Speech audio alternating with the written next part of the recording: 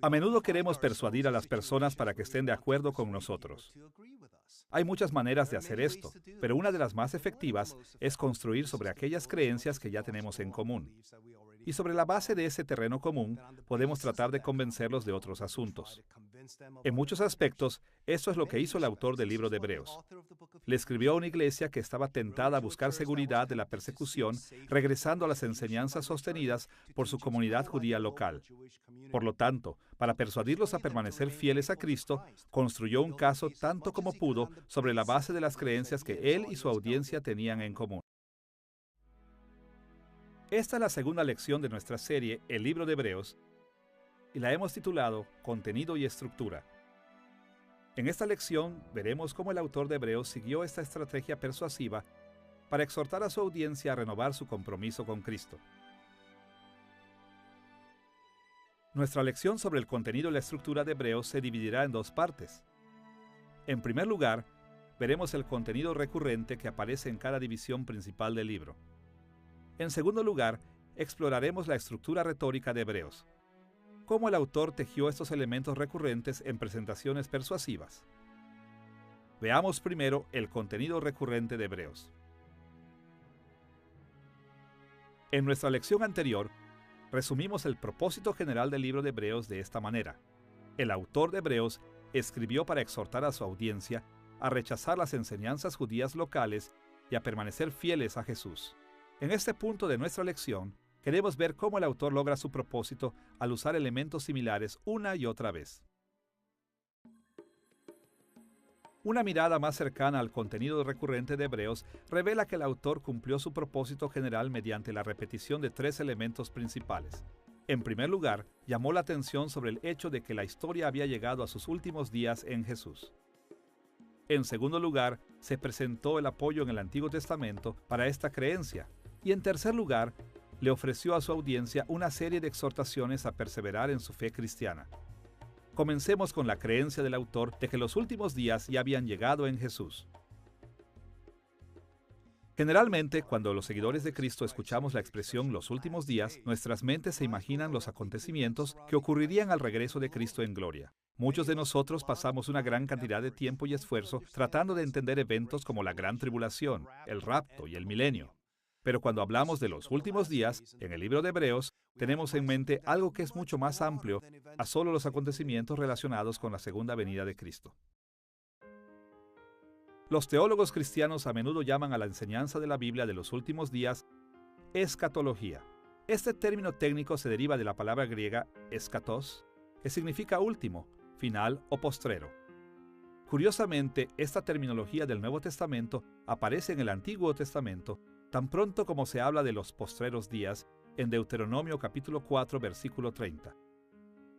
Ahí Moisés advirtió que Israel se iría al exilio si se rebelaba contra Dios, pero él les aseguró que si se arrepentían en los postreros días, volverían del exilio para recibir las incomparables bendiciones de Dios. Y los profetas del Antiguo Testamento también mencionaron eventos asociados con el regreso de Israel del exilio que sucederían en los postreros días. No es difícil ver que en Hebreos capítulo 1, versículos 1 y 2, el autor de Hebreos tuvo la escatología en mente al escribir su libro. Escuchemos lo primero que escribió. Dios, habiendo hablado muchas veces y de muchas maneras en otro tiempo a los padres por los profetas, en estos postreros días nos ha hablado por el Hijo. Observemos cómo estos versículos se refieren a lo que Dios hizo en Cristo como acontecimiento en estos postreros o escatológicos días. ¿Qué quiso decir con esto el autor de Hebreos? ¿Por qué era tan importante para él la escatología? Desde el comienzo, en el primer versículo del libro de Hebreos, el autor quiere que sepan que Jesús es el cumplimiento de todas las palabras de la profecía que vinieron antes que él. Él dice, en el pasado, Dios habló a los padres por los profetas en muchas ocasiones y de muchas maneras, pero en estos últimos tiempos nos ha hablado por su Hijo, o por el Hijo. Y eso significa que Jesús es el cumplimiento de todo lo que vino antes que Él. Él es la venida del día del Señor, la entrada del reino. La última palabra que Dios quiere decir en la historia de la humanidad se encuentra en Jesús. Para entender la escatología de Hebreos, tenemos que terminar nuestro camino a través de algunos giros y vueltas de la historia de Israel cerca del final del Antiguo Testamento y en la época entre el Antiguo y el Nuevo Testamento. Durante el período monárquico, Israel cayó más y más en rebelión contra Dios. Dios mandó al ejército asirio para conducir a la mayoría de los israelitas del norte al exilio. Más tarde, Dios envió a los ejércitos de Babilonia a hacer lo mismo a Judá. Ahora bien, alrededor del año 538 a.C., un remanente de Israel y de Judá regresó a la tierra prometida con la esperanza de que Dios derramaría los juicios y bendiciones de los postreros días.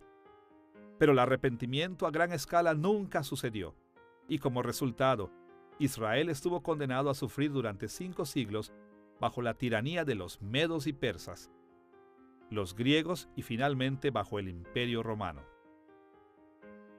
Durante la época entre el Antiguo y el Nuevo Testamento, la mayoría de las comunidades judías se sostenían firmemente en la esperanza de que los juicios y las bendiciones finales de Dios de los postreros días llegarían. Esta esperanza era tan importante para ellos que dividieron toda la historia en 2 grandes épocas.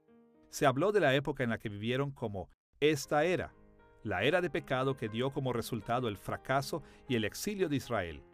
Y también hablaron de la era por venir, el momento en que Dios derramaría sus juicios finales sobre sus enemigos y sus gloriosas bendiciones finales sobre su pueblo fiel. Y con base en las profecías del Antiguo Testamento, sabían que Dios enviaría al gran hijo de David, el Mesías, para llevar a cabo la transición de esta era a la era por venir. Al centrarse en la escatología, el autor de Hebreos construyó sobre una creencia que tenía en común con su audiencia y con la comunidad judía más amplia, pero al mismo tiempo señaló las distinciones teológicas entre los que creían en Jesús y los que no creían en él. Los judíos incrédulos sostenían que el Mesías traería una transición dramática, catastrófica, entre esta era y la era por venir. Pero los seguidores de Cristo sabían que Jesús estaba trayendo los postreros días en 3 etapas: la inauguración de su reino mesiánico en su primera venida, la continuación de su reino mesiánico en la historia de la Iglesia y la consumación de su reino mesiánico cuando regrese en gloria. Los autores del Nuevo Testamento describen estas 3 eras como los postreros días, en pasajes como Hechos capítulo 2, versículo 17 y 2 de Pedro capítulo 3, versículo 3. Podemos ver la importancia de este tema cuando observamos que el autor de Hebreos usa un lenguaje familiar para los postreros días en no menos de 6 ocasiones. En Hebreos capítulo 2, versículo 5, escribió acerca del mundo venidero, cuando Cristo regresará en gloria. En el capítulo 6, versículo 5, se refirió a los poderes del siglo venidero, que muchos en su audiencia habían experimentado. En el capítulo 9, versículo 11, describió a Cristo como el sumo sacerdote de los bienes venideros. En el capítulo 9, versículo 26, se refirió al tiempo del ministerio terrenal de Jesús como la consumación de los siglos. En el capítulo 10, versículo 1, habló de las bendiciones resultantes del sacrificio de Cristo como los bienes venideros. Y en el capítulo 13, versículo 14, él describió la última esperanza de los seguidores de Cristo como la ciudad por venir. La frecuencia de estas formas conocidas de referirse a los postreros días nos da una idea de lo importante que era este tema para el propósito del autor. Ahora que hemos visto cómo el contenido recurrente en Hebreos incluye un enfoque en los últimos días en Jesús, debemos pasar a un segundo elemento que se repite en el libro: el apoyo en el Antiguo Testamento de las opiniones teológicas del autor. Según la mayoría de los cálculos, el libro de Hebreos se refiere a o hace mención del Antiguo Testamento casi 100 veces. Estas interacciones con las escrituras del Antiguo Testamento eran tan cruciales para el propósito del autor que aparecen en cada división principal de su libro. Y por supuesto, no es difícil entender por qué. Para desafiar las enseñanzas de la comunidad judía local, el autor de Hebreos recurrió a un documento común que todos ellos consideraban sagrado: el Antiguo Testamento. Para los propósitos de esta lección, veamos 5 formas principales en las que el autor de Hebreos cita repetidas veces el Antiguo Testamento. En primer lugar, llama la atención sobre trasfondos basados en hechos del Antiguo Testamento. En pocas palabras, el autor recuerda algunos detalles históricos de las escrituras hebreas y citó unas palabras. Después incorpora los hechos en su presentación de la fe cristiana. Por ejemplo, en Hebreos capítulo 7, versículo 2, explicó que el nombre Melquisedec, rey de Salem, de Génesis capítulo 14, versículo 18, significa rey de justicia y rey de paz. Estos trasfondos basados en hechos enriquecieron su comparación entre Jesús y Melquisedec. Como otro ejemplo, en Hebreos capítulo 12, versículos 20 y 21, el autor observó el temor al monte Sinaí de Israel registrado en Éxodo capítulo 19, versículos 12 y 13 y Deuteronomio capítulo 9, versículo 19. A continuación, él contrastó el temor de Israel con la alegría de Jerusalén, la celestial, para los seguidores de Cristo. En segundo lugar, el autor también señaló la permanencia de las perspectivas teológicas establecidas en el Antiguo Testamento, las cuales todavía eran verdad en sus días. En estos casos, en vez de señalar hechos históricos simples, el autor se centró en las creencias teológicas afirmadas por las escrituras hebreas, creencias acerca de Dios mismo y otros asuntos en estrecha relación con Dios. Por ejemplo, en Hebreos capítulo 1, versículo 5, el autor hace referencia a 2 de Samuel capítulo 7, versículo 14, o su paralelo, en 1 de Crónicas capítulo 17, versículo 13. Aquí Dios declaró que todos los reyes de la dinastía de David serían llamados hijos de Dios desde la época de David en adelante. En Hebreos capítulo 1, versículo 7, el autor citó Salmo 104, versículo 4, donde los ángeles fueron descritos como ministros. En Hebreos capítulo 2, versículos 6 al 8, citó Salmo 8, versículos 4 al 6. Argumentó que Dios había ordenado a los seres humanos a ser menores que los ángeles, solo hasta el final, cuando la humanidad, no los ángeles, gobernarán con Cristo sobre toda la creación. Hebreos capítulo 2, versículo 13 hizo referencia a Isaías capítulo 8, versículos 17 y 18. Estos versículos demuestran que las bendiciones de la vindicación de Dios serán compartidas entre los miembros de la familia humana de Abraham y no entre los ángeles. En Hebreos capítulo 6, versículos 13 y 14, el autor citó la promesa de Dios a Abraham de Génesis capítulo 22, versículo 17. Aquí Dios estableció que la promesa a Abraham era permanente, que se extendía incluso a los tiempos del Nuevo Testamento. En Hebreos capítulo 12, versículo 29, el autor citó Deuteronomio capítulo 4, versículo 24, y describió a Dios como un fuego consumidor. Lo hizo para fortalecer su enseñanza de que Dios todavía era un fuego consumidor en Cristo. Ejemplos similares aparecen en Hebreos capítulo 4, versículos 4 al 7, capítulo 8, versículo 5, capítulo 9, versículo 20, capítulo 10, versículos 30 y 31, capítulo 10, versículo 38, y en el capítulo 13, versículo 5. En todos estos pasajes, el autor de Hebreos insiste en que ciertas perspectivas teológicas establecidas en el Antiguo Testamento continuaron siendo ciertas en la época del Nuevo Testamento. El autor de Hebreos insiste en que Jesús es superior al Antiguo Testamento. Sin embargo, en ningún momento el autor de Hebreos minimiza el Antiguo Testamento o insiste en que está pasado de moda, o que fácilmente podríamos saltarlo, o que no necesitamos leerlo más, ya que tenemos a Jesús. No hay indicio de ello en ningún lugar. En todas partes, el autor de Hebreos trata el Antiguo Testamento con inmaculado respeto. Él entiende que es la palabra de Dios. Y más importante aún, es el Antiguo Testamento el que establece todas las categorías que dan razón de quién es Jesús. Jesús es un sumo sacerdote. ¿Qué es un sumo sacerdote? Algo que se estableció en el Antiguo Testamento. Es quien ofrece un cierto sacrificio. ¿Qué significa la sangre? ¿Qué significa el lugar santísimo del tabernáculo?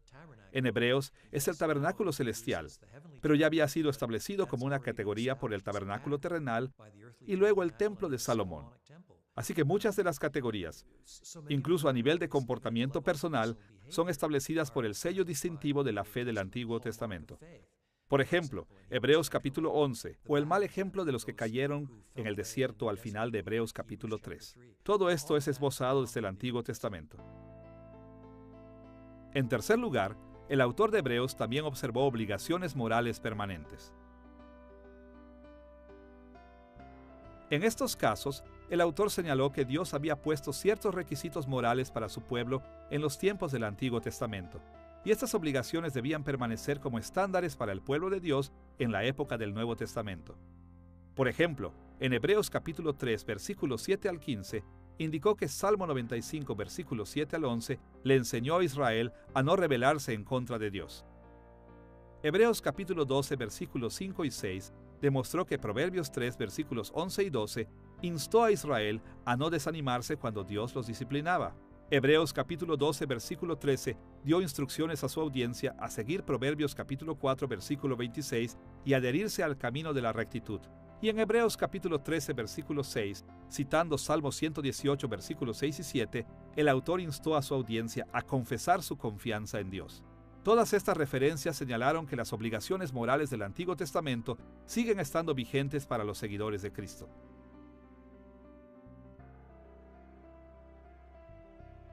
En cuarto lugar, el autor cita un número de predicciones escatológicas del Antiguo Testamento. En muchos pasajes, los autores del Antiguo Testamento hacen predicciones sobre los últimos días. Ellos escribieron acerca de lo que Dios haría cuando el exilio de Israel llegara a su fin y el victorioso reino de Dios se extendiera a todo el mundo. El autor de Hebreos usa varias predicciones escatológicas del Antiguo Testamento para demostrar que los juicios y bendiciones finales de Dios se cumplirían en Cristo. Por ejemplo, Hebreos capítulo 1, versículo 6 destacó Deuteronomio capítulo 32, versículo 43, como fue traducido en la Septuaginta, la traducción griega del Antiguo Testamento. Este versículo dice que los ángeles se inclinarán en humilde adoración cuando Dios tenga su victoria final sobre todos sus enemigos. De manera similar, en Hebreos capítulo 1, versículos 10 al 12, el autor citó Salmo 102, versículos 25 al 27. Este pasaje predice que el actual pacto de la creación, en el que los ángeles son honrados en gran medida, será destruido al final de la historia. Hebreos capítulo 1, versículo 13, cita el Salmo 110, versículo 1, que muestra cómo la predicción de David acerca de la soberanía universal de su gran hijo exalta al Mesías por encima de los ángeles. En Hebreos capítulo 5, versículo 6 y el capítulo 7, versículo 17, el autor hizo referencia a Salmo 110, versículo 4. Él insistió en la predicción de que el gran hijo de David no obtendría su sacerdocio real por sí mismo, sino que lo recibiría de Dios. En Hebreos capítulo 8, versículos 8 al 12, el autor hace referencia a Jeremías capítulo 31, versículos 31 al 34. Estos versículos predijeron que, después del exilio de Israel, el nuevo pacto superaría el problema del fracaso humano en el pacto de Dios con Moisés. Hebreos capítulo 10, versículos 16 y 17 hizo referencia a Jeremías capítulo 31, nuevamente, para mostrar cómo el nuevo pacto en Cristo elimina la necesidad de más sacrificios. El autor de Hebreos hizo un llamado a predicciones similares sobre los postreros días o la era escatológica en Hebreos capítulo 7, versículo 21, capítulo 10, versículo 37 y capítulo 12, versículo 26. En quinto lugar, el autor hace referencia a una serie de ideales dinásticos que fueron establecidos por el linaje de David en los Salmos. Estos pasajes expresan estándares de fidelidad y de servicio a Dios para toda la dinastía de David. Pero en el mejor de los casos, los descendientes de David del Antiguo Testamento solo cumplieron estos estándares de manera imperfecta. El autor de Hebreos insistió que Jesús es el cumplimiento perfecto y supremo de los ideales de la casa real de David. Por ejemplo, en Hebreos capítulo 1, versículo 5, el autor citó Salmo 2, versículo 7 y 2 de Samuel capítulo 7, versículo 14. Estos versículos indican que Dios adoptó un descendiente de David como su hijo real para gobernar sobre naciones vasallas. Hebreos capítulo 1, versículos 8 y 9, cita Salmo 45, versículos 6 y 7. Este salmo de boda real exalta el reino de Dios sobre todo, honrando a un rey en la dinastía de David que ama la justicia y odia la maldad. En Hebreos capítulo 2, versículos 11 y 12, el autor hace referencia a Salmo 22, versículo 22. En este versículo David se comprometió a compartir la alegría de su vindicación en la congregación de otros israelitas. El autor utiliza este versículo para demostrar que Jesús cumple perfectamente ese ideal dinástico al compartir su vindicación con los hijos de Abraham. En Hebreos capítulo 10, versículos 5 al 7, el autor se refiere a Salmo 40, versículos 6 al 8. En estos versículos, David se comprometió a dedicar todo su cuerpo a Dios en lugar de sacrificar animales. El autor aplica esto a Jesús, cuyo cuerpo sacrificado en la cruz fue el cumplimiento supremo escatológico de este ideal. Hasta ahora hemos visto el contenido recurrente en Hebreos que involucra los últimos días en Jesús y el apoyo en el Antiguo Testamento de las opiniones teológicas del autor. Ahora estamos listos para examinar brevemente un tercer elemento, las exhortaciones a perseverar del autor. El autor de la carta a los Hebreos motiva a sus oyentes a perseverar en la fe de varias maneras. Hay muchas citas del Antiguo Testamento que anticipan que Dios ha seguido trabajando en sus propósitos y sobre todo en estos últimos días al enviar a su Hijo. Los ejemplos de los que fielmente han sufrido persecución, sobre todo en Hebreos capítulo 11, se dan como un gran modelo de perseverancia. Y sobre todo, por supuesto, el mismo Cristo, que, por la gloria que fue puesta delante de él, sufrió en la cruz, despreciando la vergüenza, con el fin de que pueda anticipar el cielo, que es dado como un modelo para los cristianos a seguir también hoy. En nuestra lección anterior mencionamos que en Hebreos capítulo 13, versículo 22, el autor de Hebreos describe todo su libro como palabras de exhortación, y dependiendo de cómo las contemos, Hebreos incluye alrededor de 30 exhortaciones explícitas. Como veremos, cada exhortación se refiere a una cuestión específica, pero todas fueron diseñadas para hacerle un llamado a la audiencia original a perseverar en su lealtad a Cristo. En este punto de nuestra lección, veremos dos aspectos decisivos de las exhortaciones a perseverar del autor. En primer lugar, haremos algunos comentarios sobre las respuestas que el autor esperó obtener de su audiencia, y en segundo lugar, notaremos la forma en que proporcionó motivaciones para que su audiencia perseverara. Veamos primero la gama de respuestas que el autor quería evocar. Una de las características más notables del libro de Hebreos es la amplitud de respuestas con las que el autor alentó a su audiencia. Ahora, cuando lidiamos con un lenguaje antiguo, como el griego del Nuevo Testamento, a menudo es imposible identificar matices de significado para ciertas expresiones. Por lo tanto, nos limitaremos a unos pocos ejemplos relativamente claros. En general, las exhortaciones del autor animan a su audiencia a aplicar su libro emocionalmente, conceptualmente y conductualmente. Para que la audiencia original perseverara, era crucial que prestara atención a toda esta gama de respuestas. En primer lugar, el autor de Hebreos frecuentemente exhortó a su audiencia en las dimensiones emocionales de su fe. En Hebreos capítulo 3, versículos 8 y 15 dijo: «No endurezcáis vuestros corazones». En el versículo 13 del mismo capítulo leemos: «Exhortaos los unos a los otros cada día, para que ninguno de vosotros se endurezca». A lo largo de estas mismas líneas, en el capítulo 4, versículo 1 dijo: «Temamos pues», o más literalmente, y adecuado a este contexto, «tengamos temor a no entrar en el reposo de Dios». Alentó a su audiencia en el capítulo 4, versículo 16, cuando dice: «Acerquémonos pues confiadamente, o con valentía al trono de la gracia de Dios en busca de ayuda». Se les pidió que en el capítulo 10, versículo 22, «acerquémonos con corazón sincero, en plena certidumbre de fe». Y en el capítulo 10, versículo 35 les exhortó: «No perdáis pues vuestra confianza o valor». A pesar de lo importante que estos énfasis emocionales eran para el autor de Hebreos, él también exhortó a su audiencia a aplicar su texto en un nivel conceptual. Él quería que sus palabras inspiradas influyeran en sus doctrinas y creencias teológicas. Por ejemplo, en Hebreos capítulo 2, versículo 1, llamó a su audiencia a que con más diligencia atendieran lo que habían oído. En el capítulo 3, versículo 1, el autor instó a «considerad a Cristo Jesús», y los animó en el capítulo 6, versículo 1, a dejar los rudimentos de la doctrina de Cristo y crecer en su conocimiento y comprensión. Curiosamente, el autor de Hebreos no enfatizó elementos específicos de comportamiento desde el principio.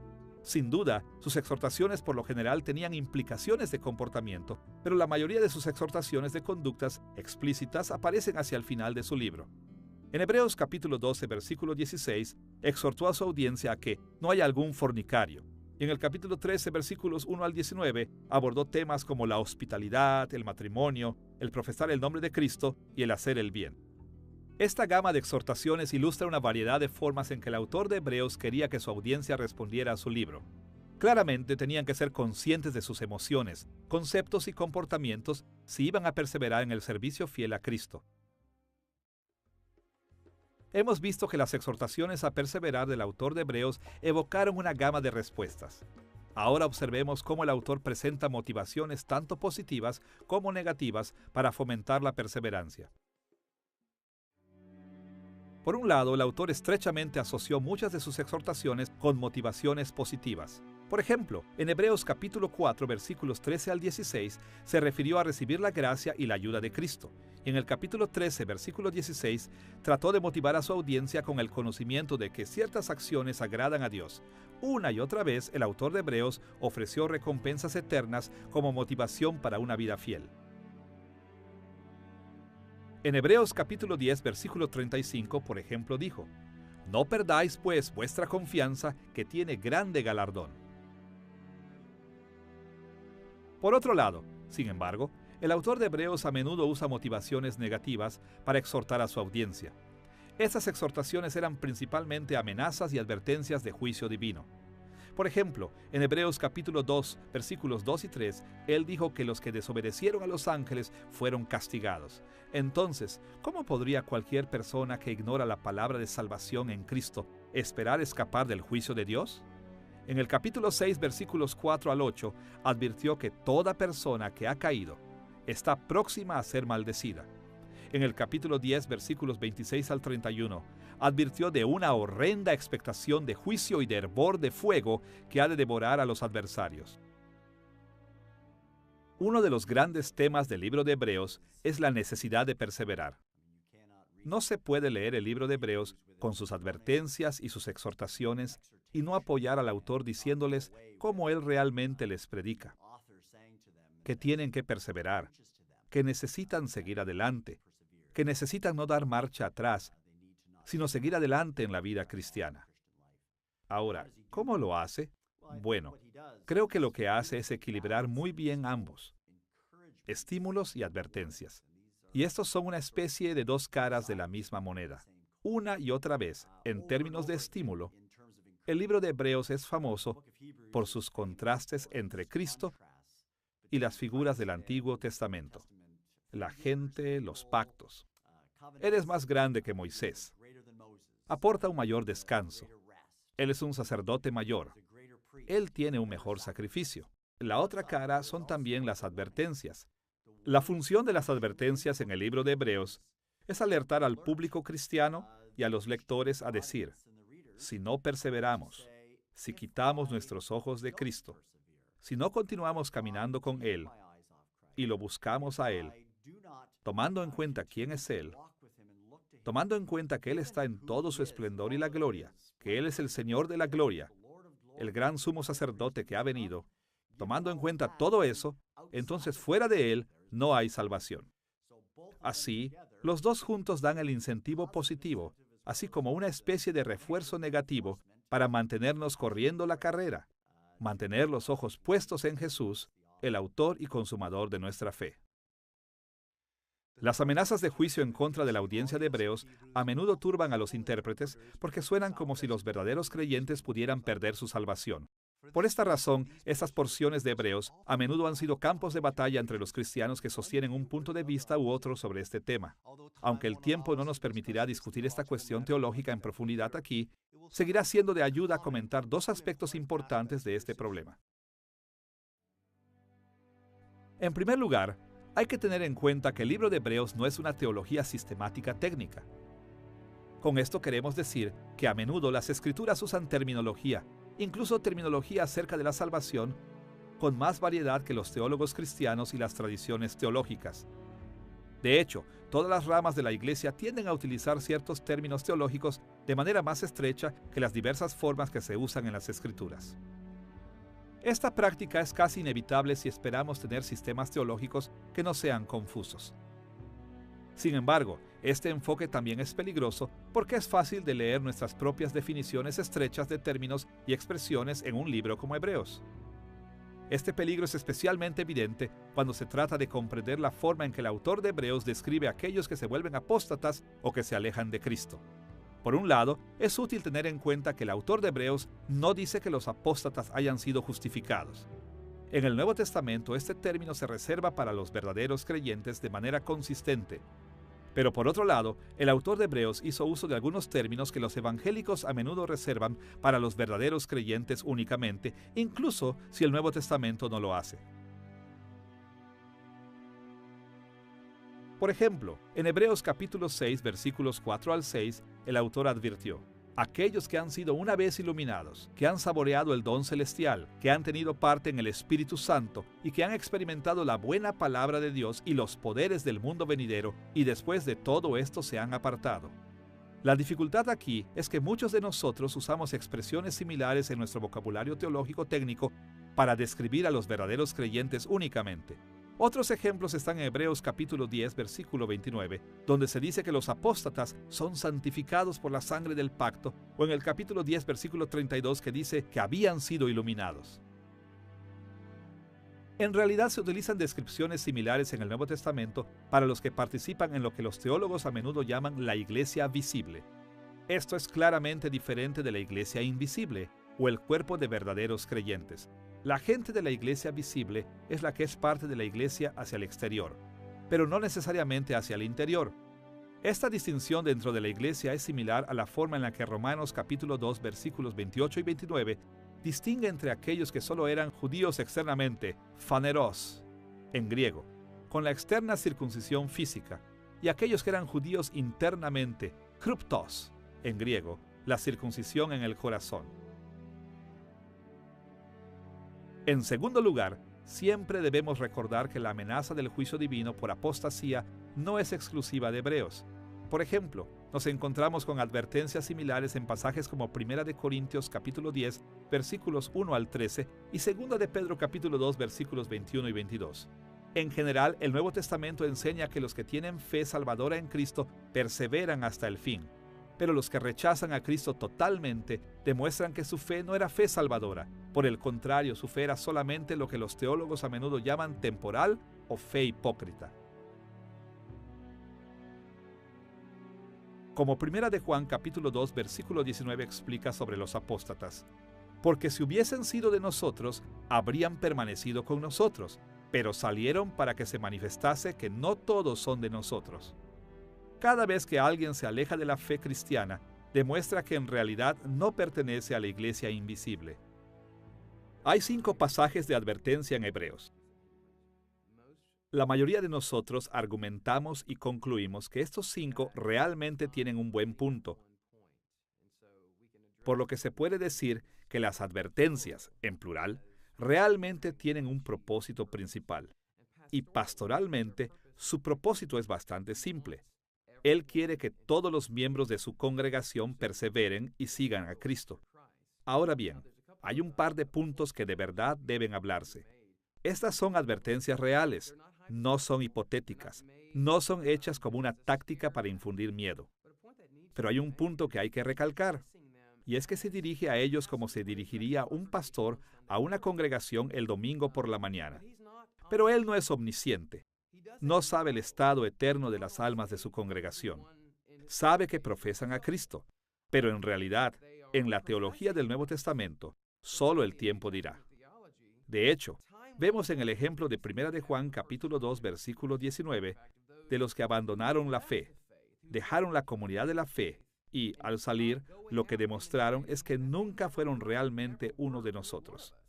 Juan le escribe a la iglesia de Asia Menor, y así vemos aquí en Hebreos que el autor está dirigiéndose a los que profesan a Cristo, pero en realidad, solo el tiempo dirá si lo conocen.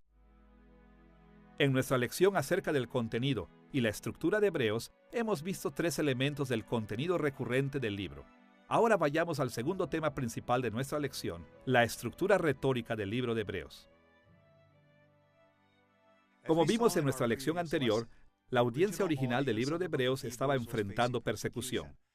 La tentación de adoptar las falsas enseñanzas de la comunidad judía local era a nivel general. El autor de Hebreos escribió para persuadir a sus lectores a no rendirse y a no alejarse de Cristo a través de esas enseñanzas. Entonces, ¿cómo fue que el autor de Hebreos tejió el contenido de su libro para lograr su propósito? ¿Cómo era esta estructura retórica? Podríamos ver la estructura retórica de Hebreos desde muchos niveles, pero para nuestros propósitos veremos 5 divisiones principales del libro. Estas divisiones nos ayudan a obtener una idea de cómo el autor trató de persuadir a su audiencia a permanecer fiel a Cristo.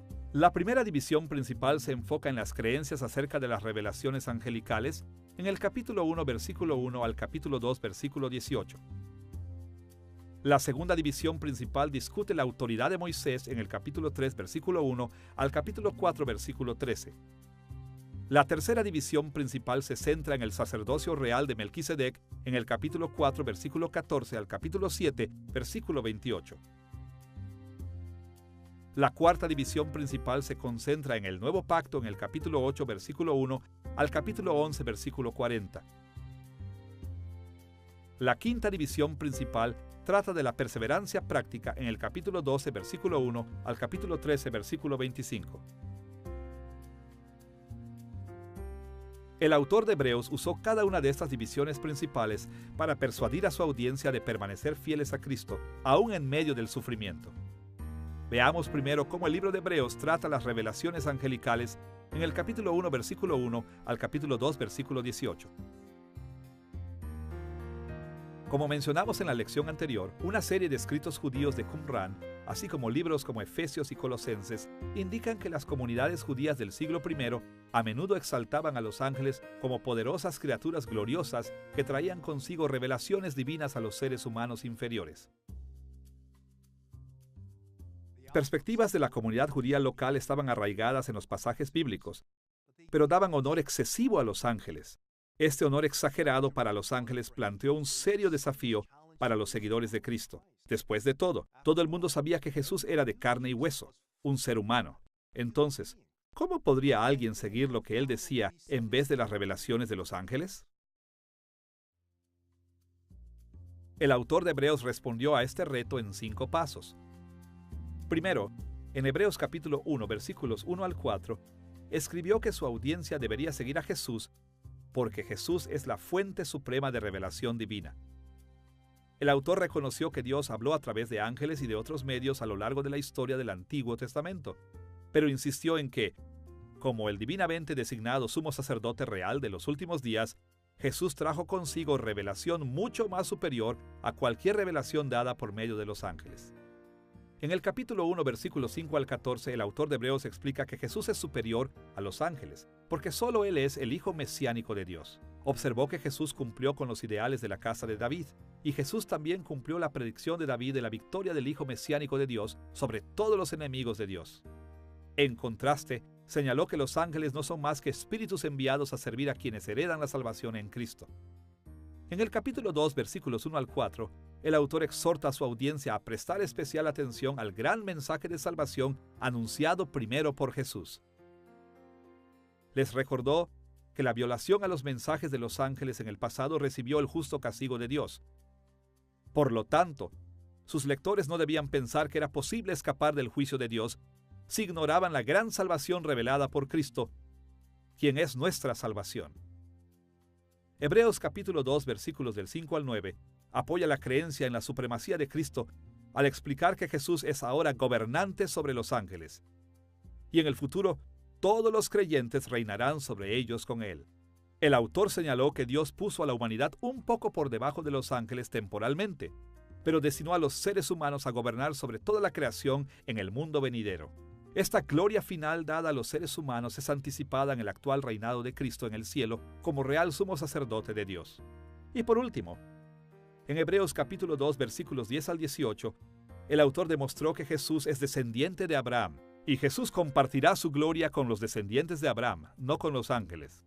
El autor cita a David e Isaías en esa sección para mostrar la conexión de Jesús con el árbol genealógico de Abraham.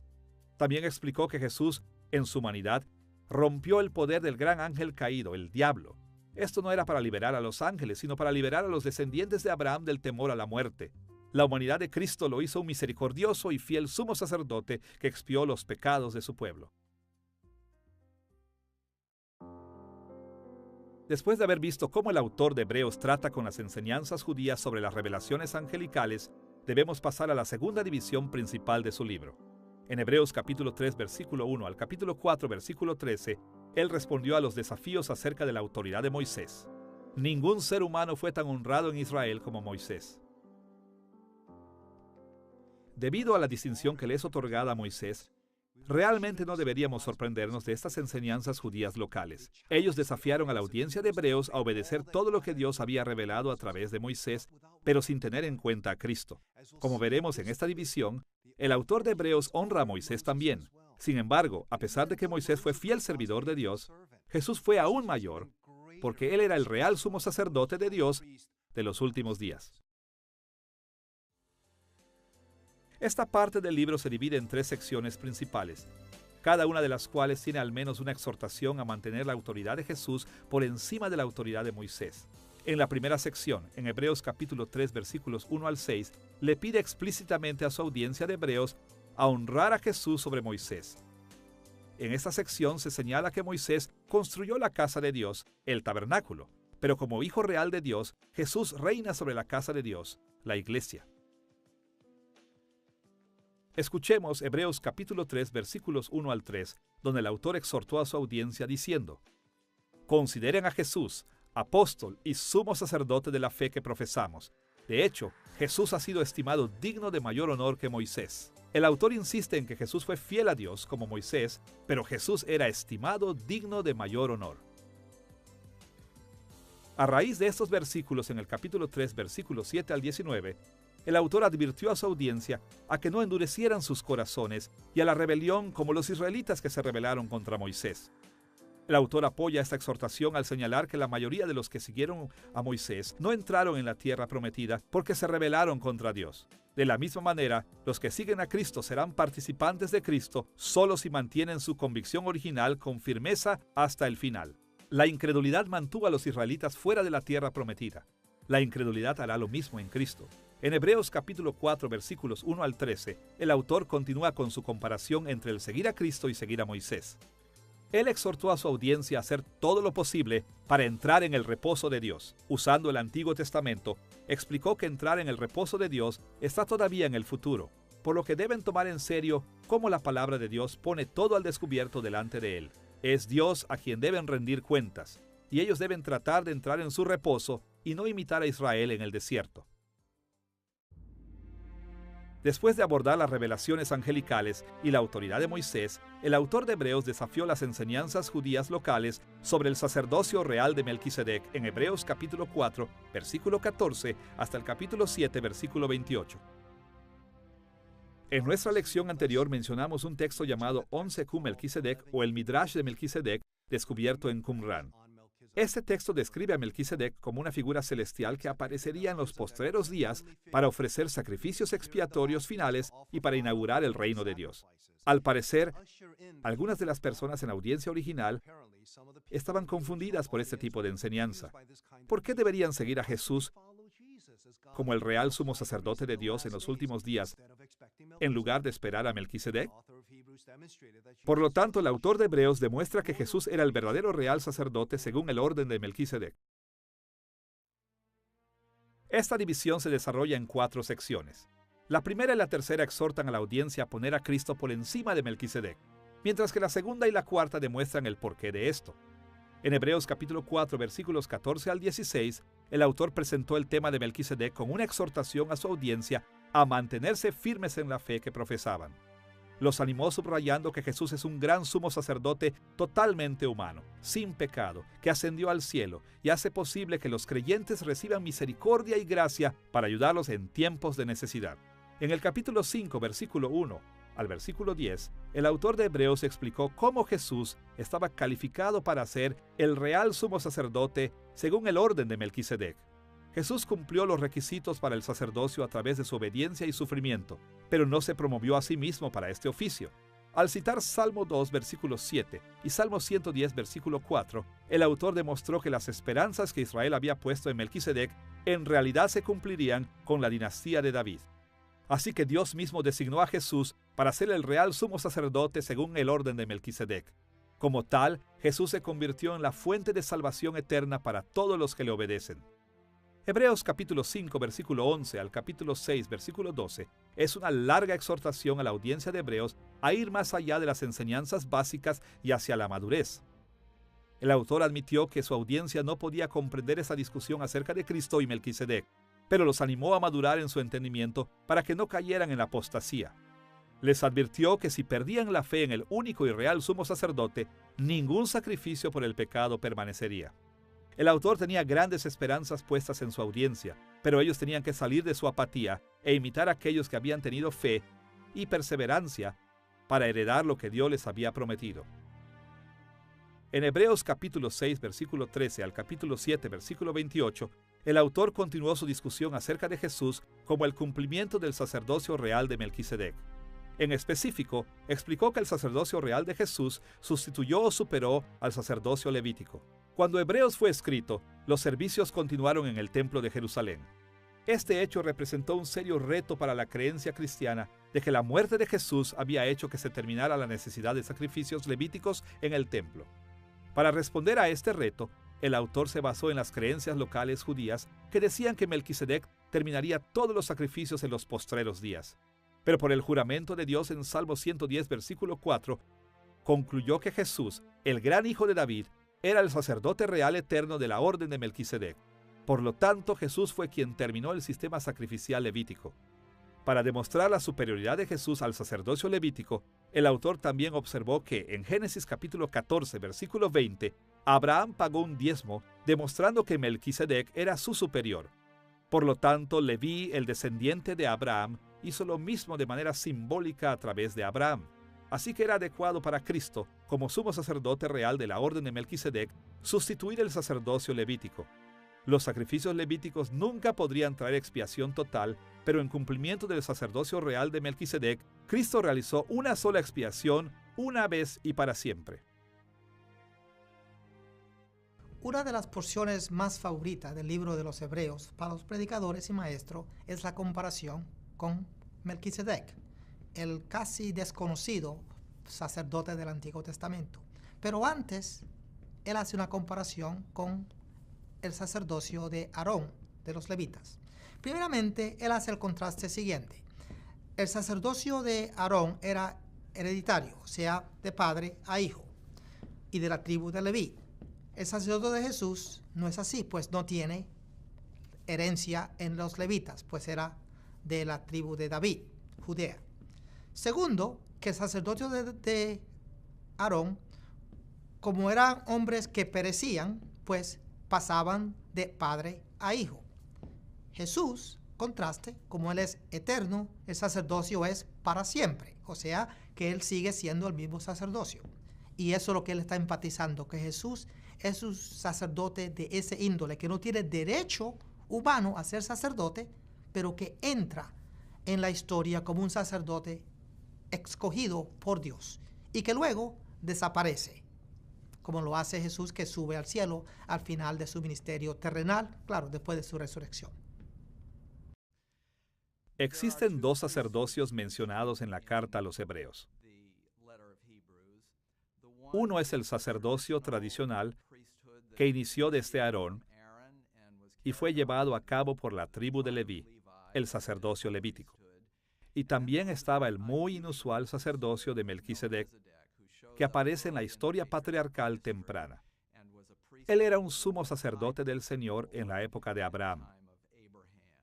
Y Jesús es comparado con ambos. Por un lado, para demostrar la superioridad al sacerdocio levítico, y por otro lado, para mostrar la similitud que existe con la singularidad de Melquisedec como sumo sacerdote. Su sacerdocio fue una designación eterna, y lo que sabemos de Melquisedec es que no tenía padres. Aparece en escena sin ningún tipo de genealogía detrás de él. Él es más importante que Abraham, porque Abraham le pagó tributo a él, le pagó diezmo, y el menor le paga al mayor el diezmo. Pero ese patrón del sumo sacerdote que es superior en todo sentido y recibe tributo del mismo pueblo, quienes fueron los patriarcas que formaron el judaísmo y la historia de Israel, y bajo los cuales, en un momento dado, tuvo lugar el sacerdocio levítico, esa imagen de Melquisedec perdura, y el sacerdocio de Cristo, ese nuevo sacerdocio, es promulgado según el modelo de Melquisedec. La cuarta división principal en Hebreos, capítulo 8, versículo 1, al capítulo 11, versículo 40, se enfoca en el nuevo pacto. Aquí el autor de Hebreos explicó más acerca de la supremacía de Cristo como real sumo sacerdote de Dios al discutir cómo el nuevo pacto es superior al anterior.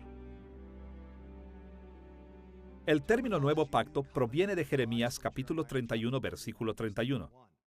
En este versículo, el profeta predijo que Dios otorgaría un pacto de renovación final a Israel y Judá después del exilio de Israel en los últimos tiempos. Este mismo pacto escatológico fue nombrado un pacto de paz en Isaías capítulo 54, versículo 10 y Ezequiel capítulos 34 y 37.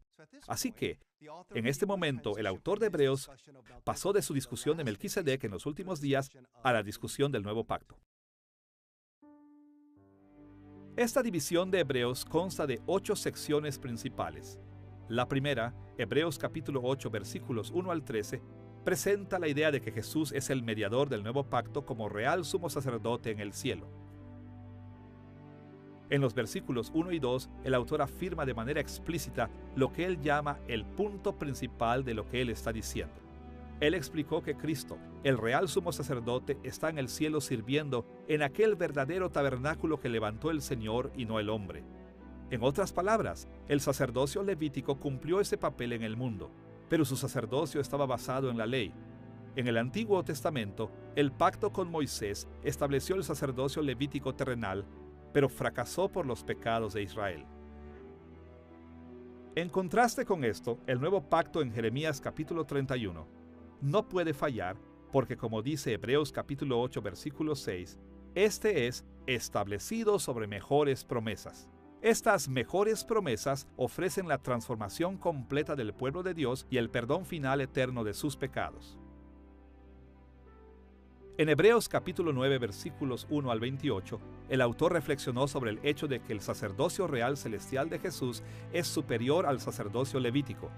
Comenzó esta sección mencionando el orden del tabernáculo terrenal de Moisés, revelando características que se asemejan al santuario celestial de Dios. Adicionalmente, describió las actividades sacerdotales que fueron mandadas en Levítico capítulo 16, versículo 34, con respecto al día de la expiación anual. Esto demostró que los sacrificios del tabernáculo terrenal no podían resolver todo el problema del pecado, sino que tenían que ser repetidos cada año. Estos sacrificios habían sido ordenados hasta que la historia alcanzara su culminación en los últimos días, lo que él llamó en Hebreos capítulo 9, versículo 10, el tiempo de reformar las cosas. Después, en Hebreos capítulo 9, versículo 11, añadió: estando ya presente Cristo, sumo sacerdote de los bienes venideros. Esta afirmación hizo énfasis en que aquellos que tienen fe en Cristo han sido liberados del pacto a través de su perfecta expiación sacerdotal y ahora tienen acceso abierto al trono de gracia en el cielo. Uno de los contrastes que hace el autor de la carta a los Hebreos acerca del sacrificio de Jesús por el pecado y el sistema sacrificial en el Antiguo Testamento es que en el sistema sacrificial del Antiguo Testamento el trabajo de los sacerdotes nunca estaba totalmente terminado. El sacerdote tenía que seguir ofreciendo sacrificios por el pecado una y otra vez. Y el punto que el autor hace es que el trabajo no completa totalmente lo que se necesita para lidiar con el pecado, pero las obras de Jesús sí lo completan totalmente. De hecho, Jesús es el gran sumo sacerdote que, una vez que se ha sacrificado por el pecado, se sienta a la diestra de Dios, mientras que los sacerdotes antiguos permanecían trabajando porque había cosas que hacer todavía. Pero Jesús se sienta, y el autor de Hebreos interpreta eso como algo que significa que su obra está completa. Se ha lidiado totalmente con el pecado, se ha terminado. El autor también explicó por qué el sacrificio de Jesús era necesario. Utilizó como ejemplo un testamento. Los testamentos ordinarios inician por la muerte de alguien. El pacto de Moisés inició con muerte y sangre. Así que el autor razonó que el nuevo pacto también tenía que iniciar con muerte y sangre, con la sangre de Cristo en el santuario interno del palacio celestial de Dios. Pero en este caso, la herencia del testamento es el perdón. Por lo tanto, no podía otorgarse el perdón hasta que la gente fuese limpia por la sangre del sacrificio de Jesús. En Hebreos capítulo 9, versículo 26, el autor lo dice de la siguiente manera: pero ahora, en la consumación de los siglos, se presentó una vez para siempre por el sacrificio de sí mismo para quitar de en medio el pecado. Jesús se encargó del pecado una vez y para siempre, porque su sangre no es derramada en un santuario hecho por hombres. Entró en el cielo por el sacrificio de sí mismo. Tal y como Dios prometió en Jeremías capítulo 31, versículo 34. Porque perdonaré la maldad de ellos y no me acordaré más de su pecado. Jesús murió como pago para liberar a su pueblo del juicio. El autor termina esta porción afirmando que Cristo regresará, pero no para cargar el pecado de nuevo. Cuando regrese, Jesús traerá la salvación completa a aquellos que esperan en Él. Hebreos capítulo 10, versículos 1 al 18, continúa comparando y contrastando el pacto de Moisés con el nuevo pacto. En esta ocasión, el autor aseguró que, en el nuevo pacto, el sumo sacerdocio de Jesús trajo consigo el perdón final del pecado. Repitió que los sacrificios del día de la expiación eran un recordatorio anual de los pecados, pero no podían quitar pecados, y reconoció que los sacrificios de animales nunca podrían complacer a Dios. Citó a David en el Salmo 40, donde David se ofreció a sí mismo a Dios como un ideal, y explicó que Jesús cumplió este ideal con su sacrificio en la cruz.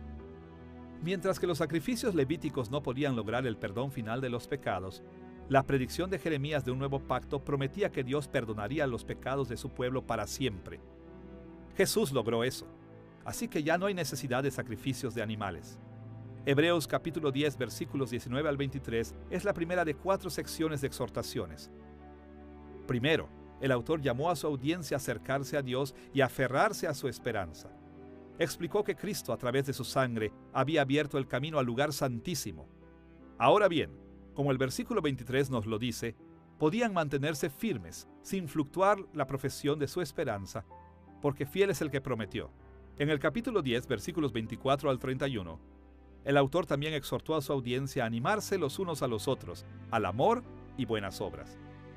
Mencionó que deben reunirse, y más aún porque ven el día del juicio aproximándose.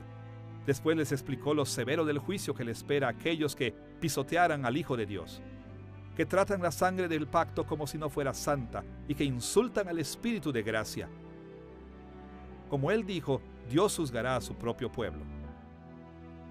En Hebreos capítulo 10, versículos 32 al 35, el autor le pidió a su audiencia que recordara el pasado y no desechara su confianza. Les recordó que habían sufrido con gozo y por voluntad propia en el pasado, porque sabían que tenían mejores y duraderas posesiones en el mundo venidero. Si seguían así, serían recompensados grandemente. Y Hebreos capítulo 10, versículos 36 al 39, exhortó a la audiencia a perseverar en hacer la voluntad de Dios.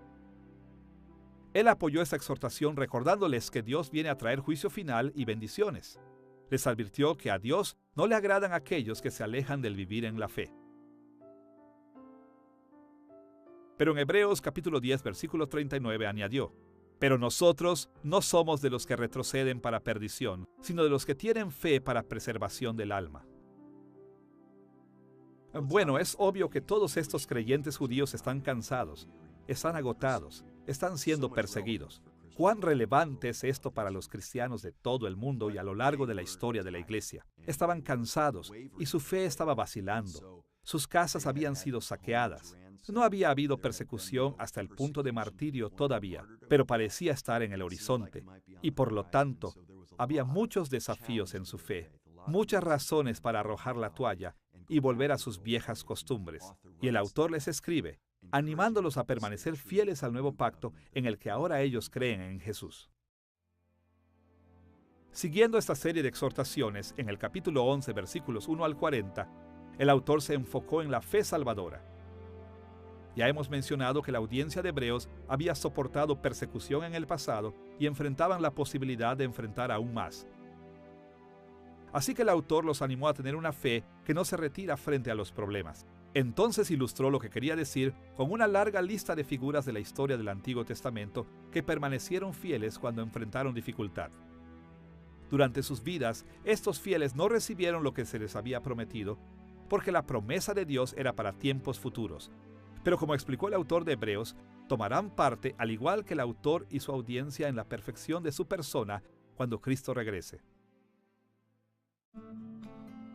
La última división principal en Hebreos capítulo 12, versículo 1 al capítulo 13, versículo 25, cierra el libro de Hebreos al elaborar en el tema de la perseverancia práctica. Esta división consiste en una larga serie de exhortaciones y explicaciones. Para nuestros propósitos, simplemente resumiremos estas exhortaciones.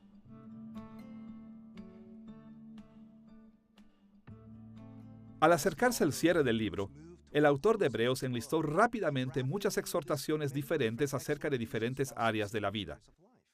Por muchas razones, esta es la porción más práctica del libro porque habla de manera especial de los tipos de conducta que esperaba que su audiencia ejerciera. Pero el autor también tomó la oportunidad de inspirar y llenar a su audiencia de energía, con una visión de los grandes privilegios de los que gozaban como seguidores de Cristo. Estas exhortaciones pueden ser divididas en 5 categorías generales seguidas por el cierre.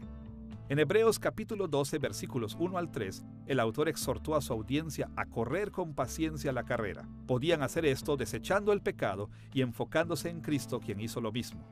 Hebreos capítulo 12, versículos 4 al 13, exhortó a la audiencia a resistir hasta la sangre como disciplina parental de Dios. El autor apoyó esta perspectiva citando Proverbios capítulo 3, versículos 11 y 12. Explicó que la disciplina de Dios da fruto apacible de justicia a los que en ella han sido ejercitados. Así que los animó a fortalecerse y no ser deshabilitados por el sufrimiento. En Hebreos capítulo 12, versículos 14 al 17, el autor volvió a exhortar a su audiencia a animarse los unos a los otros. Los animó a vivir en paz y a ser santos.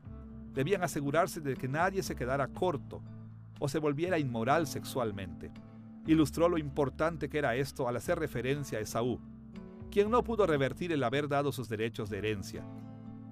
En Hebreos capítulo 12, versículos 18 al 29, el autor exhortó a su audiencia a ser agradecida por sus bendiciones en Cristo. Para levantar los ánimos de su audiencia y animarlos a perseverar, describió los inmensos privilegios y bendiciones que habían recibido. Escuchemos Hebreos capítulo 12, versículos 22 al 24. Sino que os habéis acercado al monte de Sión, a la ciudad del Dios vivo, Jerusalén, la celestial, a la compañía de muchos millares de ángeles, a la congregación de los primogénitos que están inscritos en los cielos, a Dios, el juez de todos, a los espíritus de los justos hechos perfectos, a Jesús, el mediador del nuevo pacto, y a la sangre rociada que habla mejor que la de Abel. En Hebreos capítulo 2, versículo 22, el autor de Hebreos dice: hemos venido a Sión. Ahora, hay que tomar eso en relación con el capítulo previo, porque el capítulo 11 es el que llamamos el Salón de la Fama de Fe, en donde todos los santos del Nuevo Testamento murieron en fe sin recibir la promesa. Pero después, al inicio del capítulo 12, se nos dice que Cristo ha entrado, ha terminado la carrera, ha vencido. Y lo que el versículo 22 y los que le siguen están diciendo es que estamos entrando a un momento al cual ni aun los santos del Antiguo Testamento disfrutaron en sus vidas terrenales. Y el escritor de Hebreos continúa diciendo: os habéis acercado al monte de Sión, a la congregación de los primogénitos, a la compañía de muchos millares de ángeles, a la asamblea general que está en los cielos. Y lo que está describiendo aquí es el trono de Dios, la presencia de Dios en el reino celestial. Y una de las impresionantes implicaciones de esto es que todo lo que el monte de Sión y Jerusalén apuntaban en el Antiguo Testamento se ha vuelto realidad para aquellos que están en Cristo, para que podamos ver correctamente al Salmo 48. Grande es Jehová y digno de ser en gran manera alabado en la ciudad de nuestro Dios. Y pensemos qué es lo que significa cuando nos reunimos como la asamblea de Cristo en la tierra, al pararnos en el monte de Sión en el cielo. No la réplica terrenal, sino la Sión celestial verdadera, la cual será revelada en los nuevos cielos y la nueva tierra, cuando la nueva Jerusalén descienda para estar en la misma presencia del Dios mismo en y a través de Cristo, quien ha vencido. Y esto hace una gran diferencia en cómo vemos a la iglesia visible en el mundo. En Hebreos capítulo 13, versículos 1 al 19, el autor animó brevemente a su audiencia a ser fieles en la vida diaria. Mencionó el amarse a los unos a los otros, recordando a los extranjeros y los prisioneros, honrando el matrimonio, teniendo contentamiento y recordando a sus líderes. También les recordó el resistir a las enseñanzas extrañas de su comunidad judía local y aceptar el sufrimiento de Cristo en sus propias vidas. Los exhortó a ofrecer sacrificios de adoración, a hacer el bien y a compartir los unos con los otros. Después cerró esta sección exhortándolos a orar por él y por sus acompañantes. Finalmente, en Hebreos capítulo 13, versículos 20 al 25, el autor cerró su libro. En los versículos 20 y 21, ofreció una bendición, una oración que Dios, quien levantó a Jesús, haría en ellos y recibiría gloria. Después, en el versículo 22, le pidió a su audiencia que soportéis la palabra de exhortación, o su sermón a ellos, y terminó la carta con varios saludos. En esta lección hemos visto el contenido y la estructura del libro de Hebreos. Nos hemos dado cuenta del contenido recurrente, enfocándonos en los postreros días de Cristo, el apoyo del autor en el Antiguo Testamento para sus puntos de vista y sus múltiples exhortaciones a perseverar. También hemos examinado la estructura retórica del libro al darnos cuenta cómo el autor entretejió sus temas recurrentes para abordar desafíos en contra de la fe cristiana que provenían de enseñanzas judías locales. El libro de Hebreos ofrece grandes tesoros a los seguidores de Cristo. Sus puntos de vista teológicos penetran profundamente en todo lo que Cristo ha hecho por nosotros y penetra en el corazón de lo que significa seguir a Cristo. El libro de Hebreos nos llama a ver las Escrituras como nuestra autoridad y a recibir a Cristo como el cumplimiento de todo lo que Dios ha prometido.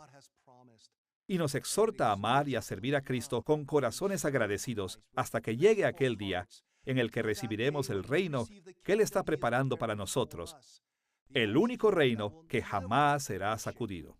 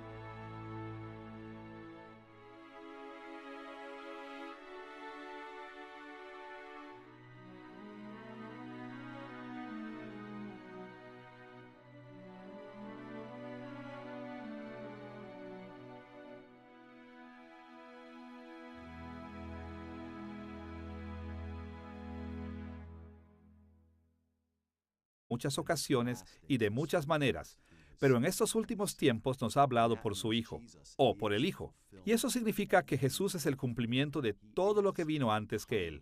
Él es la venida del día del Señor, la entrada del reino. La última palabra que Dios quiere decir en la historia de la humanidad se encuentra en Jesús. Para entender la escatología de Hebreos, tenemos que terminar nuestro camino a través de algunos giros y vueltas de la historia de Israel cerca del final del Antiguo Testamento y en la época entre el Antiguo y el Nuevo Testamento. Durante el período monárquico, Israel cayó más y más en rebelión contra Dios. Dios mandó al ejército asirio para conducir a la mayoría de los israelitas del norte al exilio. Más tarde, Dios envió a los ejércitos de Babilonia a hacer lo mismo a Judá. Ahora bien, alrededor del año 538 a.C., un remanente de Israel y de Judá regresó a la tierra prometida con la esperanza de que Dios derramaría los juicios y bendiciones de los postreros días. Pero el arrepentimiento a gran escala nunca sucedió, y como resultado, Israel estuvo condenado a sufrir durante 5 siglos bajo la tiranía de los medos y persas, los griegos y finalmente bajo el Imperio Romano. Durante la época entre el Antiguo y el Nuevo Testamento, la mayoría de las comunidades judías se sostenían firmemente en la esperanza de que los juicios y las bendiciones finales de Dios de los postreros días llegarían. Esta esperanza era tan importante para ellos que dividieron toda la historia en dos grandes épocas. Se habló de la época en la que vivieron como esta era, la era de pecado que dio como resultado el fracaso y el exilio de Israel. Y también hablaron de la era por venir, el momento en que Dios derramaría sus juicios finales sobre sus enemigos y sus gloriosas bendiciones finales sobre su pueblo fiel. Y con base en las profecías del Antiguo Testamento, sabían que Dios enviaría al gran hijo de David, el Mesías, para llevar a cabo la transición de esta era a la era por venir. Al centrarse en la escatología, el autor de Hebreos construyó sobre una creencia que tenía en común con su audiencia y con la comunidad judía más amplia, pero al mismo tiempo señaló las distinciones teológicas entre los que creían en Jesús y los que no creían en él. Los judíos incrédulos sostenían que el Mesías traería una transición dramática, catastrófica, entre esta era y la era por venir. Pero los seguidores de Cristo sabían que Jesús estaba trayendo los postreros días en tres etapas: la inauguración de su reino mesiánico en su primera venida, la continuación de su reino mesiánico en la historia de la Iglesia y la consumación de su reino mesiánico cuando regrese en gloria. Los autores del Nuevo Testamento describen estas tres eras como los postreros días, en pasajes como Hechos capítulo 2, versículo 17 y 2 de Pedro capítulo 3, versículo 3. Podemos ver la importancia de este tema cuando observamos que el autor de Hebreos usa un lenguaje familiar para los postreros días en no menos de 6 ocasiones. En Hebreos capítulo 2, versículo 5, escribió acerca del muy recurrentes en presentaciones persuasivas. Veamos primero el contenido recurrente de Hebreos. En nuestra lección anterior, resumimos el propósito general del libro de Hebreos de esta manera. El autor de Hebreos escribió para exhortar a su audiencia a rechazar las enseñanzas judías locales y a permanecer fieles a Jesús. En este punto de nuestra lección, queremos ver cómo el autor logra su propósito al usar elementos similares una y otra vez. Una mirada más cercana al contenido recurrente de Hebreos revela que el autor cumplió su propósito general mediante la repetición de 3 elementos principales. En primer lugar, llamó la atención sobre el hecho de que la historia había llegado a sus últimos días en Jesús.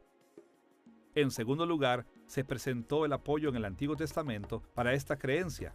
Y en tercer lugar, le ofreció a su audiencia una serie de exhortaciones a perseverar en su fe cristiana. Comencemos con la creencia del autor de que los últimos días ya habían llegado en Jesús. Generalmente, cuando los seguidores de Cristo escuchamos la expresión los últimos días, nuestras mentes se imaginan los acontecimientos que ocurrirían al regreso de Cristo en gloria. Muchos de nosotros pasamos una gran cantidad de tiempo y esfuerzo tratando de entender eventos como la gran tribulación, el rapto y el milenio. Pero cuando hablamos de los últimos días, en el libro de Hebreos, tenemos en mente algo que es mucho más amplio a solo los acontecimientos relacionados con la segunda venida de Cristo. Los teólogos cristianos a menudo llaman a la enseñanza de la Biblia de los últimos días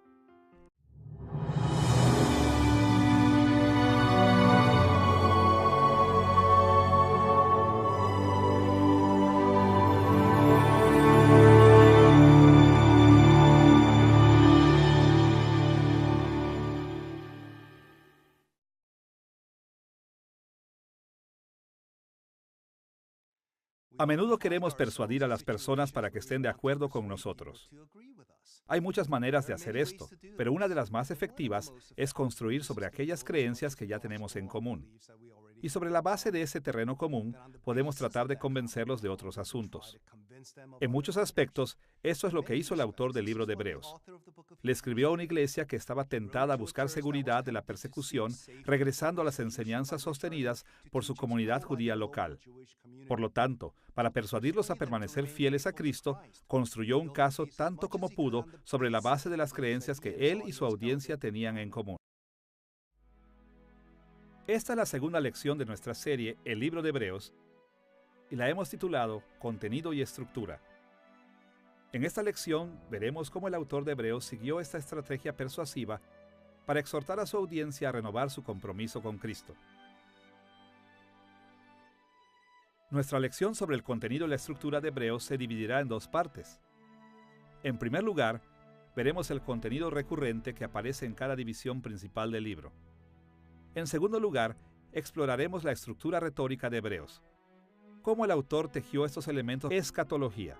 Este término técnico se deriva de la palabra griega eschatos, que significa último, final o postrero.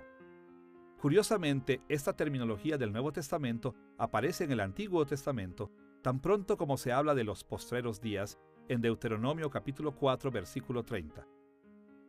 Ahí Moisés advirtió que Israel se iría al exilio si se rebelaba contra Dios, pero él les aseguró que si se arrepentían en los postreros días, volverían del exilio para recibir las incomparables bendiciones de Dios. Y los profetas del Antiguo Testamento también mencionaron eventos asociados con el regreso de Israel del exilio que sucederían en los postreros días. No es difícil ver que en Hebreos capítulo 1, versículos 1 y 2, el autor de Hebreos tuvo la escatología en mente al escribir su libro. Escuchemos lo primero que escribió. Dios, habiendo hablado muchas veces y de muchas maneras en otro tiempo a los padres por los profetas, en estos postreros días nos ha hablado por el Hijo. Observemos cómo estos versículos se refieren a lo que Dios hizo en Cristo como acontecimiento en estos postreros o escatológicos días. ¿Qué quiso decir con esto el autor de Hebreos? ¿Por qué era tan importante para él la escatología? Desde el comienzo, en el primer versículo del libro de Hebreos, el autor quiere que sepan que Jesús es el cumplimiento de todas las palabras de la profecía que vinieron antes que él. Él dice, en el pasado, Dios habló a los padres por los profetas en